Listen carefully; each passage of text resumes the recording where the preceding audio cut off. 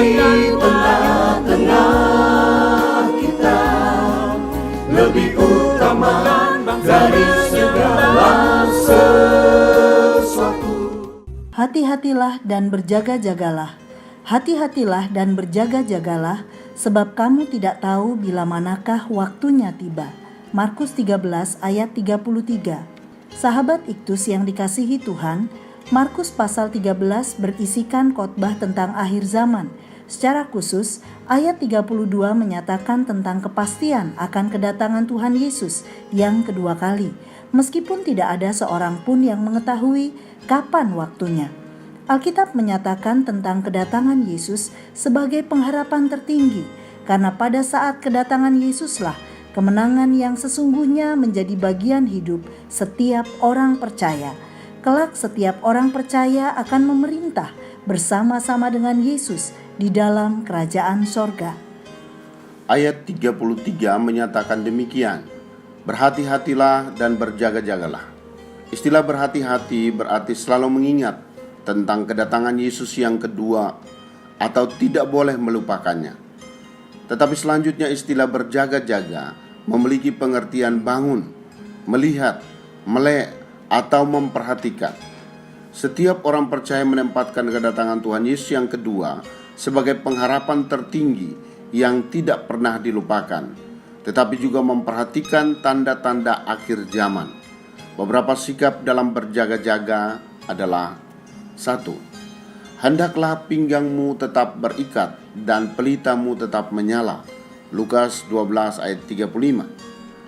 Dalam Lukas 12 ayat 35 sampai 38, sikap berjaga-jaga digambarkan seperti orang-orang yang menanti-nantikan tuannya yang pulang dari perkawinan dengan pinggang yang berikat dan pelita yang menyala. Pinggang yang berikat mengingatkan kita pada Efesus 6 ayat 14 tentang berikat pinggangkan kebenaran. Sedangkan istilah pelita selalu dikaitkan dengan kuasa firman yang memimpin ke dalam kehidupan yang berkenan kepada Tuhan. Menanti kedatangan Yesus dengan tinggal di dalam kebenaran, tidak kompromi dengan dosa. Seorang hamba yang hanya menantikan kedatangan tuannya dengan mengingat semua yang telah dikatakan oleh tuannya. Inilah ketaatan pada firman Tuhan sebagai kebenaran tertinggi, menjadi seorang hamba yang hanya menginginkan kesenangan Tuhan. 2. Menerima tanggung jawab dan mengerjakannya sesuai dengan tugas masing-masing. Markus 13 ayat 34. Ada dua hal yang dapat memberkati kita dalam ayat ini. Yang pertama adalah istilah tanggung jawab, dan yang kedua yakni sesuai dengan tugas masing-masing. Tanggung jawab adalah kepercayaan yang harus dipertanggungjawabkan. Sedangkan sesuai tugasnya masing-masing berarti setiap orang percaya diberi sesuai dengan porsinya dan tidak selalu dalam jumlah atau kapasitas yang sama.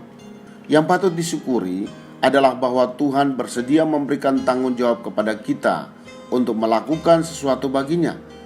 Kepercayaan ini diberikan bukan berdasarkan kemampuan atau potensi yang dimiliki, namun karena kasih karunia semata. Perlu diingat bahwa potensi dan kemampuan tidak sama seorang dengan yang lain. Hal ini disebabkan oleh karena Tuhan menginginkan kebersamaan dan saling memperlengkapi dalam pelayanan. Itu berarti tidak seharusnya seorang menjadi iri terhadap orang lain, melainkan saling membantu untuk menyenangkan hati Tuhan. 3. Kamu tidak tahu bila manakah tuan rumah itu pulang. Markus 13 ayat 35. Markus 13 ayat 35 berbicara tentang waktu adalah kesempatan yang terbatas. Hanya semasa manusia hidup di dunia, ia memiliki kesempatan untuk melayani Tuhan. Sesungguhnya ini adalah kairos Tuhan bagi setiap orang. Tidak ada seorang pun yang mengetahui masa dan waktunya seorang dapat melayani secara efektif. Hal ini mendorong kita untuk mempergunakan setiap kesempatan dengan hikmat dan komitmen untuk melakukan yang terbaik bagi Tuhan.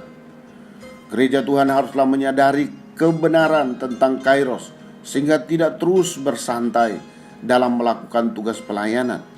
Gereja Tuhan haruslah fokus dan melakukan secara maksimal karena waktu yang terbatas. Matius 24 ayat 14 menjadi salah satu tanda kedatangan Yesus yang kedua, yaitu Injil Kerajaan ini akan diberitakan ke seluruh dunia, menjadi kesaksian bagi semua bangsa. Sesudah itu barulah tiba kesudahannya. Menyenangkan Tuhan berarti menyampaikan kabar baik ke seluruh dunia dengan keterlibatan penuh dalam upaya penuntasan amanat agung. Sahabat Iktus, apakah upah yang diterima bagi setiap orang yang mempergunakan waktu hidup secara hati-hati dan berjaga-jaga dalam menantikan kedatangan Tuhan Yesus yang kedua kali? Dalam kitab Lukas 12 ayat 35-38, kata berbahagialah digunakan sebanyak 2 kali, yakni kebahagiaan penuh yang diberikan Bapa di sorga, baik selama kita berada di dunia dalam melakukan setiap kepercayaan itu, maupun kelak dalam kekekalan. Inilah janji yang diberikan Tuhan kepada setiap orang yang menaruh pengharapan tertingginya pada kedatangan Tuhan Yesus yang kedua kali dengan cara yang benar di hadapan Tuhan.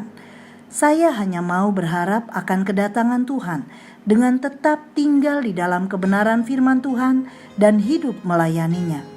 Berhati-hati berarti tidak menyimpang dari firman-Nya. Berjaga-jaga berarti melakukan sesuatu bagi kemuliaannya, menanti kedatangannya dengan menyampaikan kabar baik kepada dunia. Sahabat Iktus yang dikasihi Tuhan, apakah saya tetap berada dalam kekencangan rohani dalam menanti kedatangan Tuhan? Kepercayaan dan potensi apa yang Tuhan berikan bagi saya?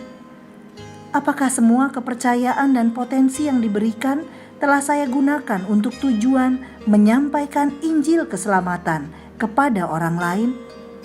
Tuhan Yesus, mata saya hanya tertuju kepadamu, menantikan kedatangan-Mu yang kedua. Saya percaya bahwa pada saat itulah saya menerima kebahagiaan kekal bersama-Mu. Saat ini Tuhan, selama saya masih tinggal di dunia ini, saya ingin melakukan yang terbaik bagi-Mu dengan semua potensi yang ada pada saya. Pakailah saya untuk memberitakan Injil-Mu kepada segala suku dan kaum dan bahasa. Amin. Menanti kedatangan Yesus dengan memberitakan Injil. Kristuslah yang harus ku beritakan hingga datangmu